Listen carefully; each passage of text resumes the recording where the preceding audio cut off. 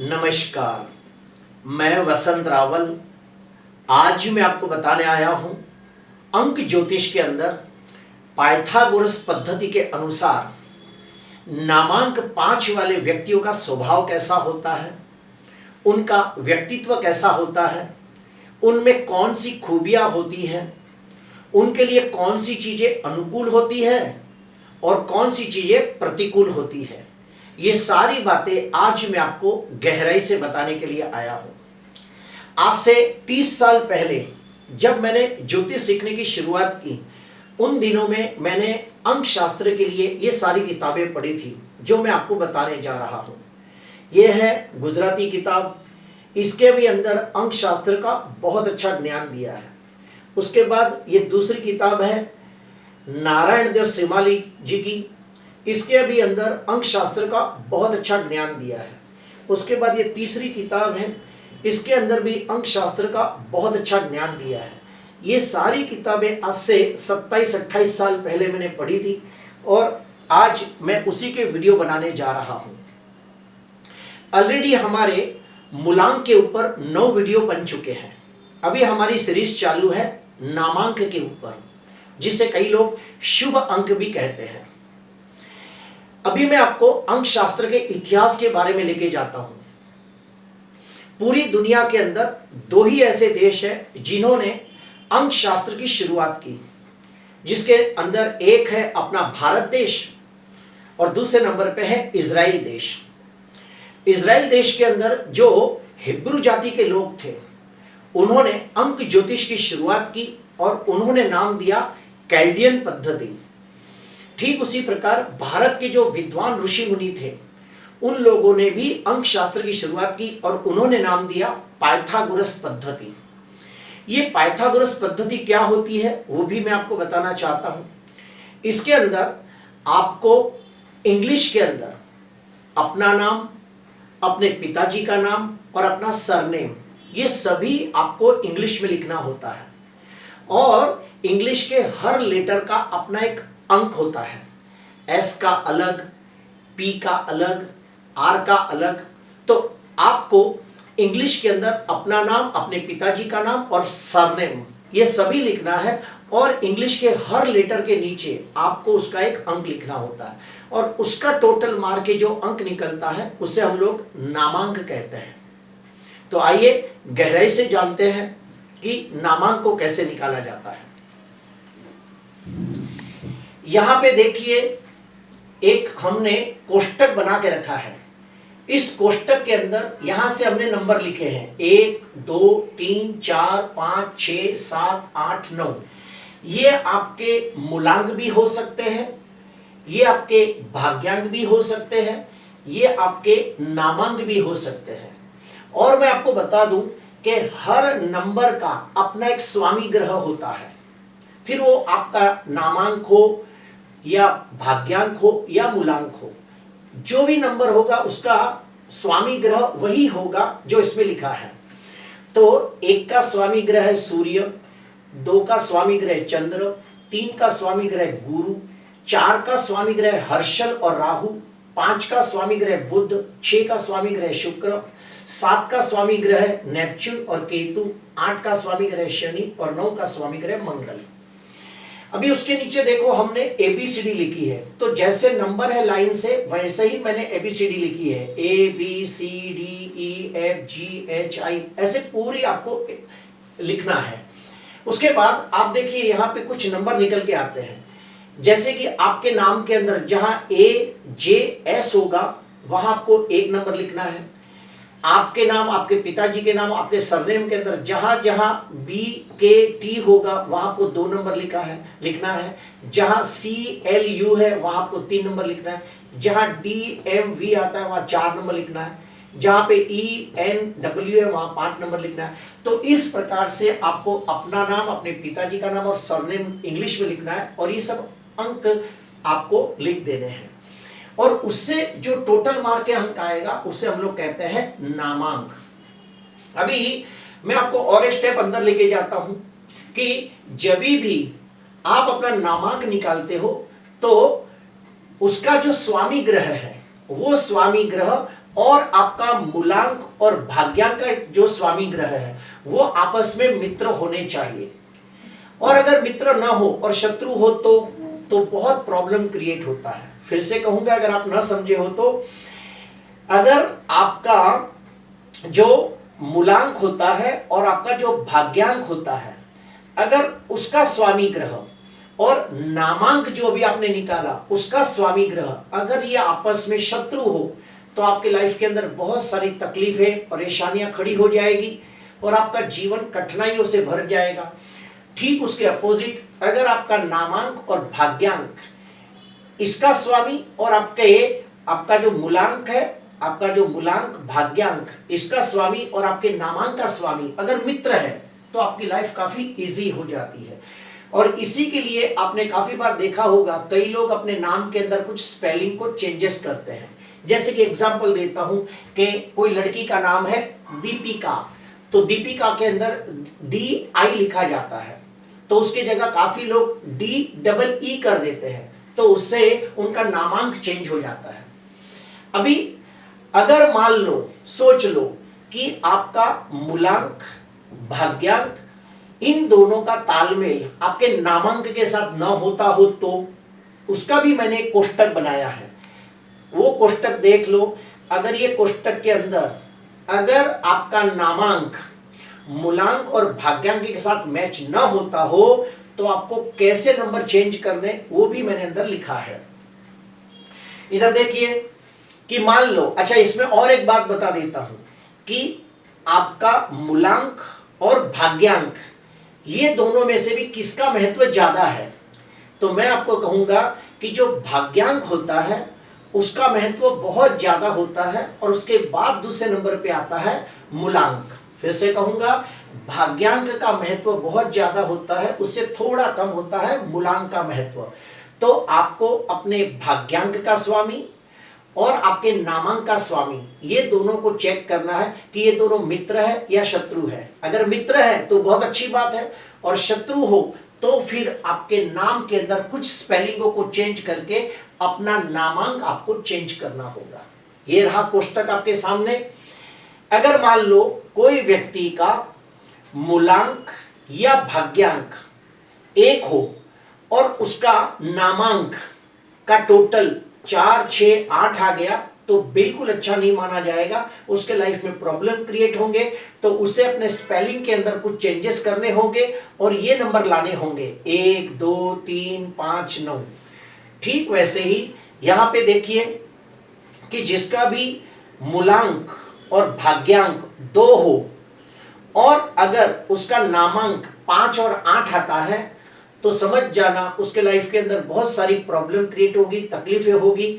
तो उसे अपने नाम के अंदर कुछ स्पेलिंगों को चेंज करके उसका जो नामांक है ये लाना होगा 1, 2, 3, 4, 9।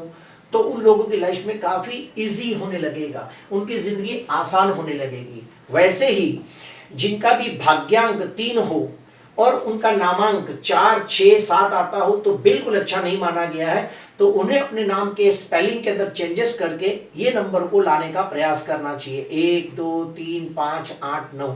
तो ऐसे मैंने सारे नंबर लिखे हुए हैं और कौन से नंबर नहीं होने चाहिए और कौन से होने चाहिए, इस कोष्टक को आप एक बार याद कर लीजिए। आपके वीडियो को थोड़ी देर के लिए पॉज करके इस अंकों को आप कोई कागज में लिख लीजिए ताकि आपको ये बातें समझ में आए। अभी हम लोग जानेंगे कि जिसका भी नामांक 5 होता है वो व्यक्ति कैसे होते हैं, उनका स्वभाव कैसा होता है, उनका व्यक्तित्व कैसा होता है, उनकी खूबियां क्या होती है, ये सारी बातें हम समझने का प्रयास करेंगे। पहले तो मैं आपको बता दूं कि जो नामांक 5 होता है उसके ऊपर बुध का बहुत प्रभाव होता है, यानी ऐसे जो व्यक्ति होते हैं उनके अंदर बुध के बहुत सारे गुण होते हैं। क्या गुण होते हैं सुनिए। नामांक 5 वाले व्यक्ति अत्यंत बुद्धिमान, गुणवान, संस्कारी, तेजस्वी, प्रभावशाली, प्रतिभाशाली लोग होते हैं। जिनका भी नामांक 5 होते हैं ऐसे व्यक्ति का स्मरण शक्ति बहुत अच्छा होता है। इन लोगों के पास उत्तम कक्षा की स्मरण शक्ति होती है, उत्तम कक्षा की तर्क बुद्धि होती है। आपको मैं बता देता हूं कि बुध बुद्धि का कारक है और ज्योतिष शास्त्र का भी कारक बुध ही है, तो नामांक 5 वाले व्यक्तियों को विद्या प्राप्त करना, ज्ञान प्राप्त करना बहुत अच्छा लगता है। ऐसे व्यक्तियों को वेद, शास्त्र, पुराणों का ज्ञान प्राप्त करना अच्छा लगता है। ऐसे व्यक्तियों को ज्ञानवर्धक वीडियो देखना बहुत अच्छा लगता है।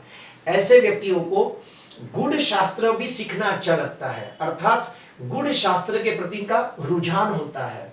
ऐसे व्यक्तियों को ज्योतिष शास्त्र, वास्तु शास्त्र, रत्न शास्त्र, तंत्र, मंत्र, यंत्र शास्त्र, अंक शास्त्र जैसे गुड़ शास्त्र सीखना अच्छा लगता है। जिनका भी नामांक 5 होता है, ऐसे व्यक्ति चाहे तो स्पष्ट मंत्रों का उच्चारण करने वाले कर्मकांडी विद्वान ब्राह्मण भी बन सकते हैं।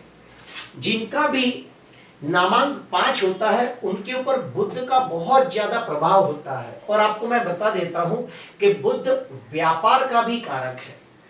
तो नामांक 5 वाले व्यक्ति अगर व्यापार के क्षेत्र में जाए तो कम समय के अंदर बहुत अच्छी उन्नति, प्रगति, विकास करते हैं। क्यों?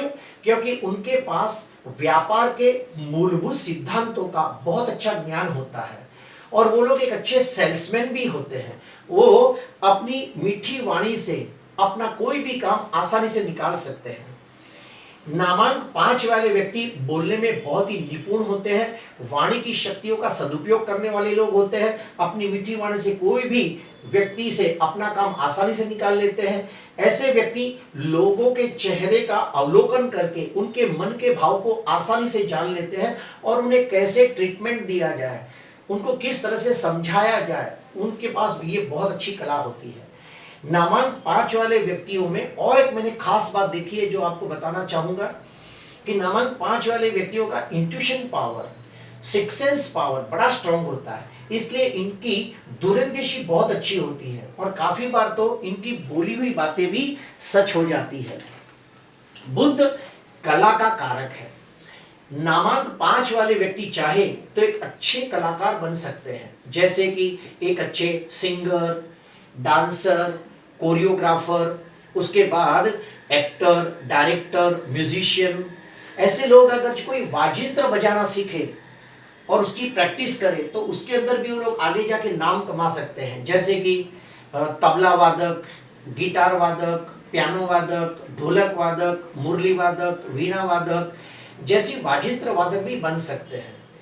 जिनका भी नामांक 5 होता है, ऐसे व्यक्ति लोग हाथ की उंगलियों का उपयोग करने वाली कोई भी कला अगर सीखे तो कम समय में जल्दी सीख लेते हैं और अगर उसके अंदर अपना करियर बनाए तो बहुत नेम और फेम दोनों कमाते हैं।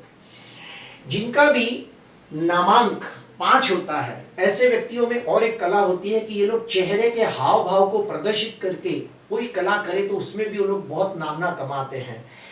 प्रिय दर्शकों, जिनका भी नामांक 5 होता है, ऐसे व्यक्तियों में और एक खास बात देखी है कि ऐसे व्यक्ति बहुत ही बुद्धिमान, गुणवान, तेजस्वी तो होते हैं, बोलने में निपुण भी होते हैं, उनकी स्मरण शक्ति अच्छी होती है, लेकिन वो लोग दिल के भी बहुत ही दयालु, उदार, सेवाभावी और भावनात्मक होते हैं, बहुत ही संवेदनशील होते हैं।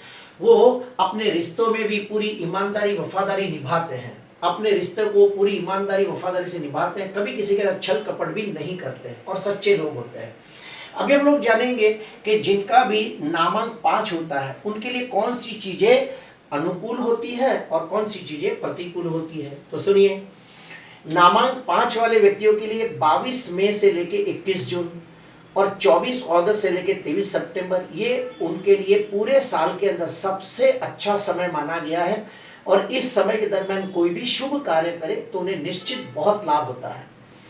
जिनका भी नामांक 5 होता है उन्हें 22 जून से लेके 23 जुलाई के दरमियान कोई भी शुभ कार्य नहीं करना चाहिए, वरना उसके अंदर बहुत सारी दिक्कतें, अड़चने, रुकावटें आती है।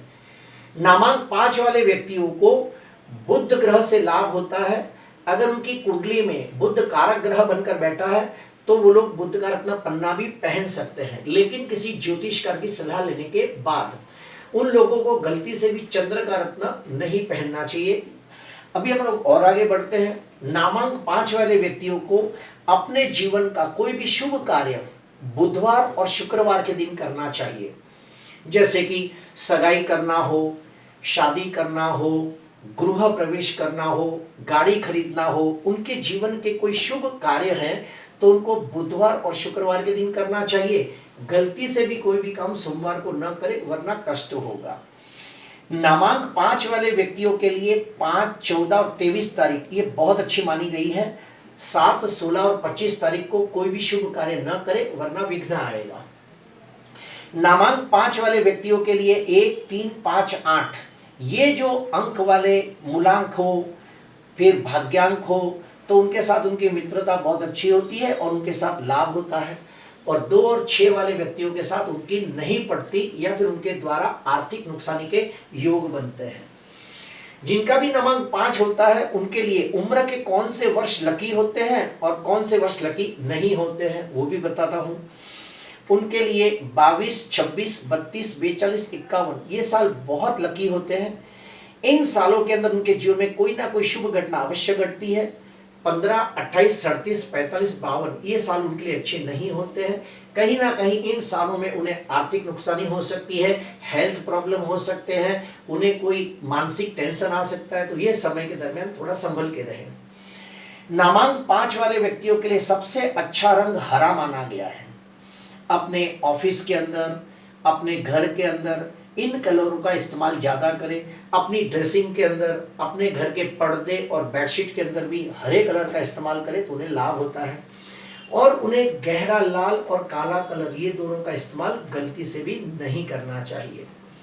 नामांक 5 वाले व्यक्तियों को अपने घर का दरवाजा, अपने ऑफिस का दरवाजा अगर पूर्व या उत्तर का हो तो उन्हें बड़ा लाभ होता है। उन्हें गलती से भी अपने घर का दरवाजा, ऑफिस का दरवाजा पश्चिम का नहीं लेना चाहिए वरना उन्हें बहुत अड़चनें, दिक्कतें, रुकावटें आती है। नामांक 5 वाले व्यक्तियों के लिए कौन से रत्न ज्यादा इफेक्टिव होते हैं? अगर उनकी कुंडली के अंदर बुध और शनि कुंडली के कारक ग्रह बनकर केंद्र त्रिकोण में बैठे हो, नीच के न हो, 6वें, 8वें, 12वें भाव में न हो, तो लोग पन्ना और नीलम अवश्य पहन सकते हैं। उनको गलती से भी मोती का रत्न नहीं पहनना चाहिए। नामांक 5 वाले व्यक्तियों को कांसे की धातु अपने हाथ में कड़ा पहने, अंगूठी पहने या अपने खीसे में रखे तो लाभ होता है। लोहा उन्हें गलती से भी अपने पास नहीं रखना चाहिए। अभी हम लोग जानेंगे कि जिनका भी नामांक 5 होता है, अगर मान लो उनकी कुंडली के अंदर बुध ग्रह कुंडली के अंदर नीच राशि में निर्बल हो, तो 6वें, 8वें, 12वें भाव में बैठा हो, तो पाप ग्रहों से दृष्ट हो, तो कुंडली का कहीं ना कहीं कारक होके कमजोर होता हो, अस्त का हो, तो उन्हें कौन से उपाय करने चाहिए? तो ये देखो, ये यंत्र मैंने बनाया है, इसे हम 24 यंत्र कहते हैं। गुजराती में 24 यंत्र ही, उसका कहीं से भी टोटल मारो तो 24 ही होता है। 9 और 4 13, 13 और 11 24, 10 और 9 19, 19 और 5 24, कहीं से भी आप टोटल मारो तो 24 ही होता है। तो इस यंत्र को आप सोने के पत्रे के ऊपर या फिर चांदी के पत्रे के ऊपर, पीतल के या तांबे के पत्रे के ऊपर, और कुछ नहीं मिले तो भोज पत्र के ऊपर इसे लिखकर, अष्टगंध से लिखकर उसको लेमिनेट करें और उसे अपने मंदिर में रखें, घर के तिजोरी में रखें, जहां बैठते हो वहां रखें, तो निश्चित आपको लाभ होता है। और मैं आपको बताना चाहूंगा कि ऐसे लोगों को और क्या उपाय करना चाहिए। तो जिसका भी बुध कुंडली में कमजोर हो उसे ओम रीम बुधाय नमः ये मंत्र का रोज 108 जाप करे। विष्णु, बुध के भगवान है विष्णु, तो विष्णु सहस्त्र नामावली का पाठ करें। और बुधवार के दिन किसी कर्मकांडी विद्वान ब्राह्मण को घर पे बुला के आप बुध ग्रह की शांति पूजा भी कर सकते हो। प्रिय दर्शकों, आज मैंने आपको नामांक 5 वाले व्यक्तियों के लिए कौन सी चीजें अनुकूल होती है, कौन सी चीजें प्रतिकूल होती है, उनका स्वभाव कैसा होता है, ये सारी बातें बताने की कोशिश की। आज के लिए बस इतना ही। आपको अच्छा लगा तो जरूर लाइक करना, सब्सक्राइब करना। नमस्कार।